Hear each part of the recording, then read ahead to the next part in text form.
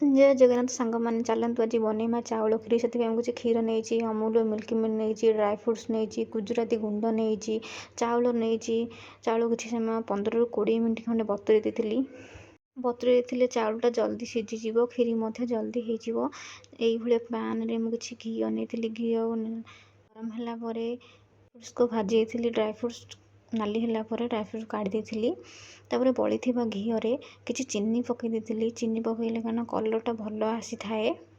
देखो चीनीटा को low flame रे ही भाजबे कारण चीनी कला पड़ गले कलर चेंज हो देखु भाजबे चीनी जस्ट टे फेण आस जाऊ से समय आप चाउल टी आड करेंगे बेसी कला करेंगे कलर चेंज हो भाव में चाउल को पकई किसी समय चाउल को भाजवा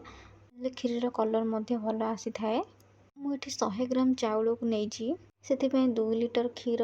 नहीं से हिसाब से आपण हिसाब से नहीं पारे आपड़ जिते क्वांटिटी ने से क्वांटिटी बढ़े पारे देखो चाउल भलसे भाजी होगला जो कप्रे मुझे गोटे कप चाउल नहीं से कप रु अधा कप पानी नेली ये पानी दबार कारण जे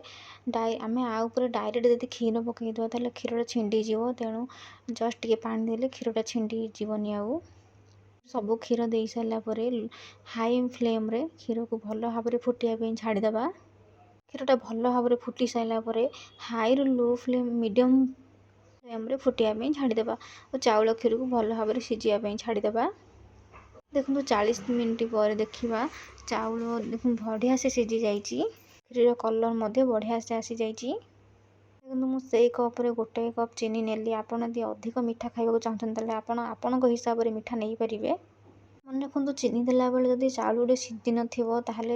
प्रथम चाउल सीझा छाड़ा तापर चीनी पकईवा कारण जब चीनी देदेवे चाउल गुड़िक जमा भी सीझबनी चाउल भलसे सीझी सारापर आप चीनी पकई पारे चामच उपर गोटे कोटिंग पकई ये कोटिंग माने कोटिंग पकईले जब मिसीज ताल चाउल गोटे सीझेनी देखो मो कोटिंगटा पूरा परिष्कार अच्छी ताने चाउ क्षीरटा बढ़िया से सीझी ड्राई फ्रुट्स गुड़िक रखी ड्राई फ्रुट्स पकईदे 2-3 मिनट फुटापी छाड़ीदे अलग सब ड्राई फ्रुट्स गुड़ भाजी रखी पकईदे मुझे काजू किशमिश को केवल भाजी थी बादाम और पिस्ता बादाम को एमती छोट छोट कट पीस कर रखी कंचा आपण हिसाब से ड्राई फ्रुट्स आड करेंगे